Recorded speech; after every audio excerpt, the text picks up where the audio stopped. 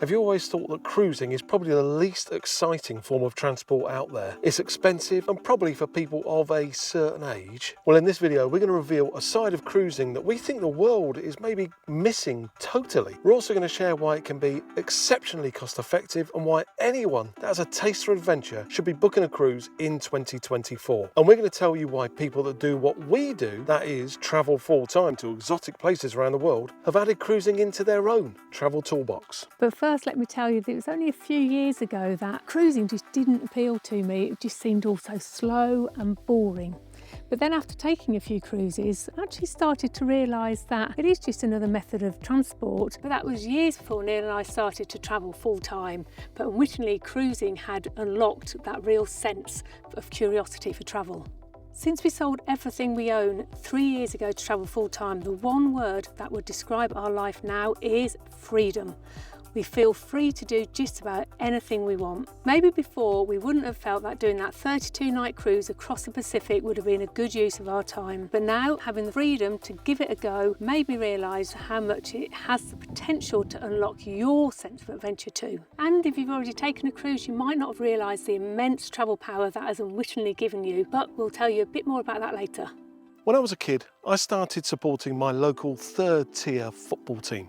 For our American friends, that's soccer.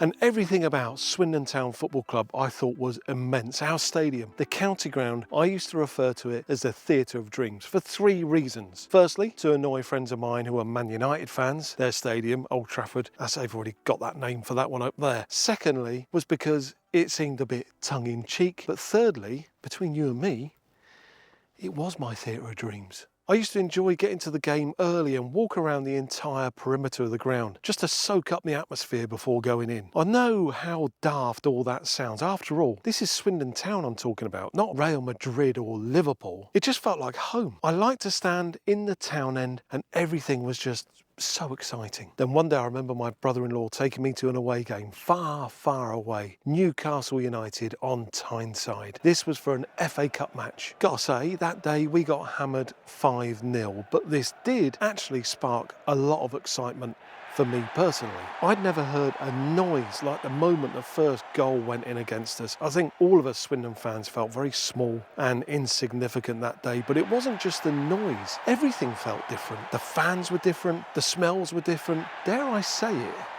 Newcastle seemed exotic. And this was a huge moment for me. I wanted to almost bottle that feeling of unfamiliarity of going to this away game up in Newcastle.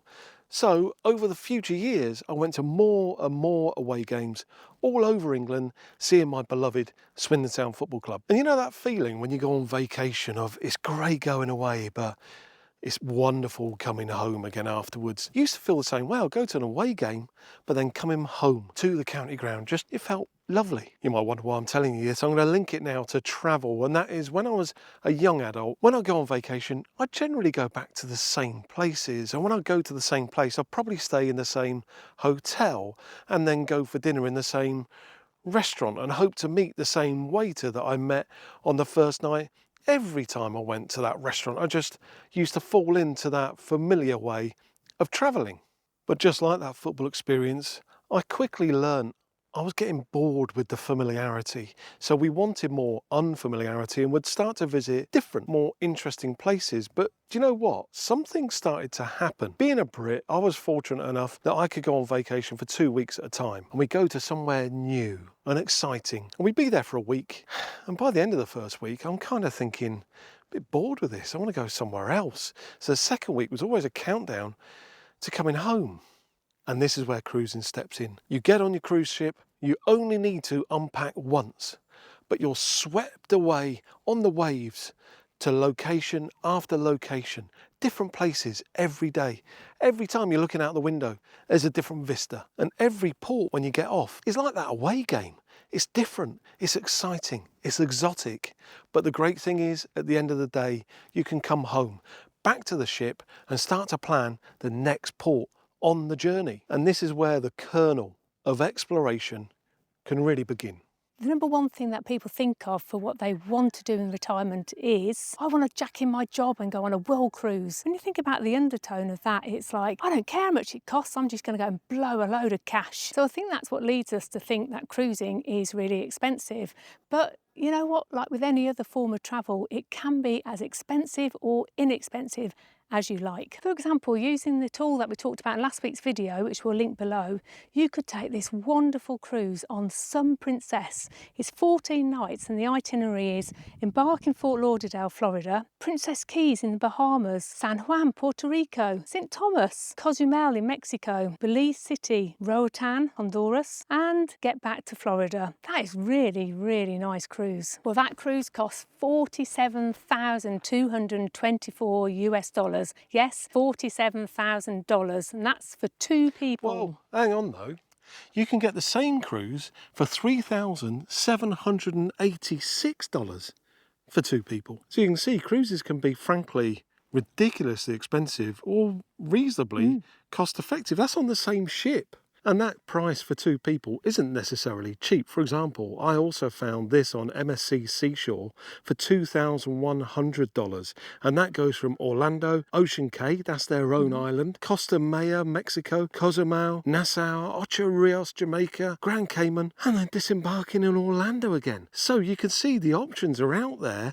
So this whole concept of I'm going to retire and go on a cruise, blow my money, just doesn't hold true or hold water. And this is where you really need to employ some of those life hacks that I spoke about at the start.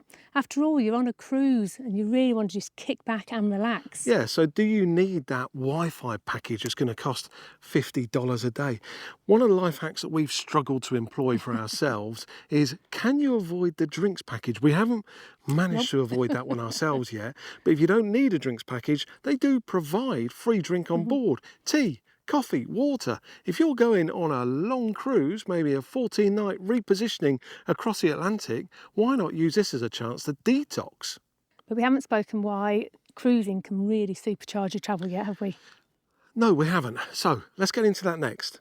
So you know, when I asked at the start, have you always thought that cruising is for people who are of a certain age and that cruising is expensive? Well, let's debunk that myth right now. And if you're not new to cruising, what I'm about to tell you might surprise and excite you a little bit too. When writing the script for this video, I spent a bit of time on Google and asked the question, what's the #1 vacation that Brits take? And it said, a beach holiday. That didn't surprise me. I thought, what about Americans? What do they do? #1, a beach vacation. Australians, a beach vacation. So I want to take you on a little journey here, not far, you know, let's just say here, not as far as a cruise would take you. I want you to look at travel as a form of progression. So for you cruisers out there, if you've got friends who are saying to you, cruising, it's just a bit tedious, a bit boring, well, I hit you with some stats. Do you know a study in 2019 found that 78% of Americans return over and over again to the same vacation spot? And you know, a similar study was done in the UK in 2020, and they said 73% of people return to the same spot. The one thing that you can say about cruising is it doesn't return to the same spot. It's moving every day, and probably every cruise you go on will have a different itinerary. So, cruisers, you are more adventurous than around 75% of Brits and Americans. How cool is that? So here's a tip from someone who travels a world full time. This is going to save you money, but also increase the quality of the travel you take on a cruise ship. First thing, don't take the excursions. They can be eye-wateringly expensive, and all they do is they take you off the ship and make you shuffle about different places with a group of your new friends that you met on the ship. Not very exciting.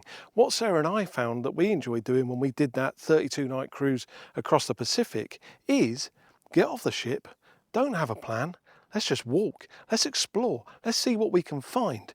And when we return back to the ship after exploring for a day, we bump into friends who've done those excursions that I speak about.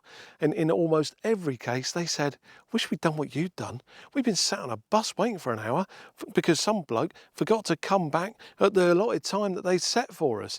They wish they had that opportunity to explore. And this is the first thing in the progression of how I'd like you to look at exploring through travel. What you'll find when you do this is you've kind of got a level of security. The ship has taken you to the port. You haven't got to find your way across country to get to the port. It's taken you to, in most cases, a reasonably safe spot to be. Now, you are exploring in an area that's relatively limited, but you're gaining the ability to explore confidently and competently in new areas or new cities and learning about safety. So you've learned how to explore a little bit in the ports you've been in. Now you might be saying, well, rather than us always doing that Caribbean cruise, is there something a little bit more interesting we could do where we are still in the cocoon of a cruise ship, but giving us the ability to explore a bit further? Well, when searching on Cruise Plum, I found the following cruise. And as I explained this one to Sarah for the video, she said, I wouldn't mind doing that one myself. And this cost $2,340 US. And let me hit you with this itinerary. Embarking in Athens, Greece. We had an amazing time staying in Athens for 2 or 3 months, I think a couple of years ago. We'd happily return back there. And then once on the ship, it takes you to Volos in Greece, Thessaloniki in Greece, Istanbul, Turkey, Ephesus or Kusadasi, Rhodes, Limassol, Cairo, Suez Canal. You're going through the Suez Canal. And then Anin Sukan, Sharm el Sheikh, disembarking in Luxor. How does that cruise make you feel at the moment? Because this is what I mean about a progression. You might think about that cruise going, not sure about some of those ports, but you have this cocoon. So there may be a port you're specifically worried about. Well, maybe on that port, take an excursion because it will give you the ability to do so within a safe environment. But here's what we can tell you. 3 things you're going to learn through doing that specific cruise. Firstly, you will learn that people are friendly and good. One of the ports on that specific cruise, Ephesus or Kusadasi, that's one of our favourite places on earth. The people there are fantastic. The second thing you'll find is actually searching and exploring a city like Kusadasi is really eye-opening in a very, very positive way. The third thing is that cruising can actually supercharge your travel. After all, you've just done that cruise that stopped in Istanbul and Kusadasi in Turkey. You might now be thinking, could I do a road trip across Turkey? Just how exciting would that be? And you know what? Lying on a beach for a week in Cancun will definitely not supercharge your travel. And I'm talking from experience because that's exactly what me and Neil used to do. And we got bored. We did. And so who would have thought this thing people talk about cruising that's for old people, that's tedious and boring, has actually got the ability to take you on a journey of exotic travel in your future. And who knows, you might end up visiting somewhere really exotic like, I don't know, Newcastle upon Tyne in the UK. We travel full time and we're always learning from the people we meet. In fact, if you want to see just how exciting your travel could be, this video will blow your mind. Indeed it will. We really hope you've enjoyed this video coming to you from Pina de Campo Verde in Spain. You've been watching To Go Rome. We'll see you in the next one. Bye. Bye.